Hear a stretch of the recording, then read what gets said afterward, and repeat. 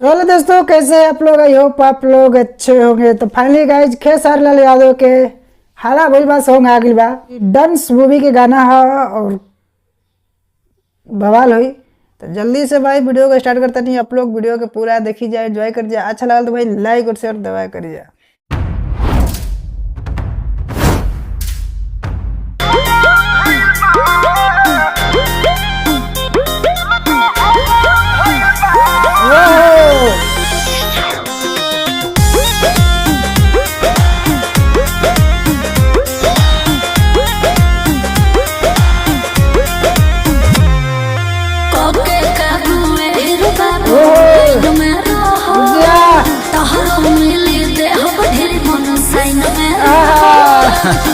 ऐसन बा का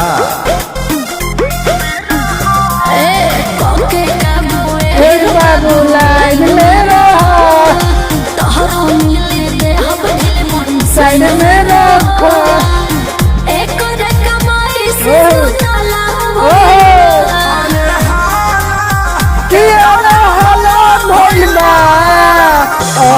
तोहार मधुशाला भइल बा।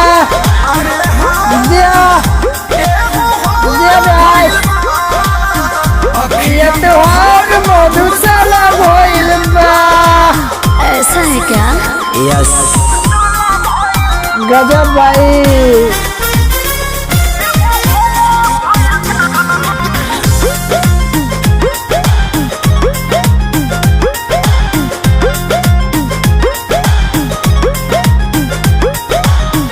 जे भी आवेला यहाँ तोर हो जाला, केहू केहू घर से बेघर हो जाला।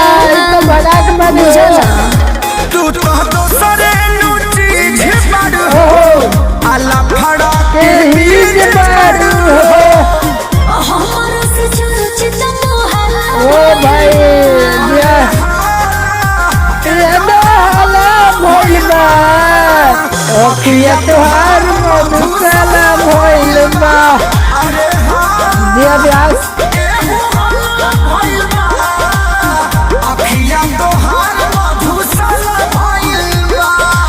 अच्छा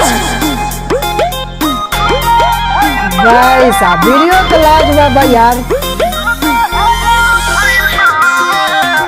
ओ वाह का डांस बा हो।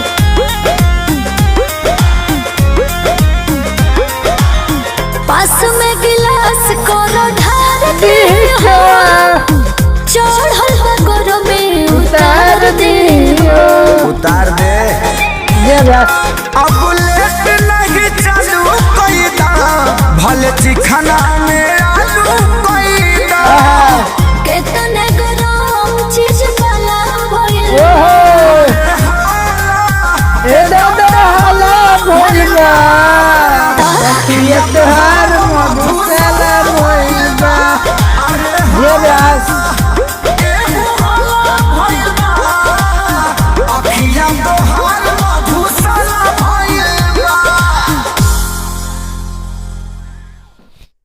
खेसारी लाल यादव के सॉन्ग रहल भाई, मूवी सॉन्ग बा, हाला भइल बा। और सच में भाई हाला तो मचाइए कोई दिले।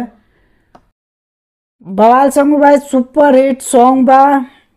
खुशी कक्कड़ के आवाज रहल और खेसारी लाल के भी आवाज रहल। कृष्णा बेदर्दी गाना लिखले बड़े भाई, एक लाजवाब गाना बा, एकदम block booster. Music director Krishna बेदर्दी भाई। तो सब लोग हिटे बा भाई, या गनवा काहे ना हिट होई। लाजवाब भाई गाना। अब बात कर लिया वीडियो के, तो वीडियो काफी जबरदस्त बा भाई। आहाना शर्मा के हॉट लुक देख एकदम मन गदगद हो गई भाई।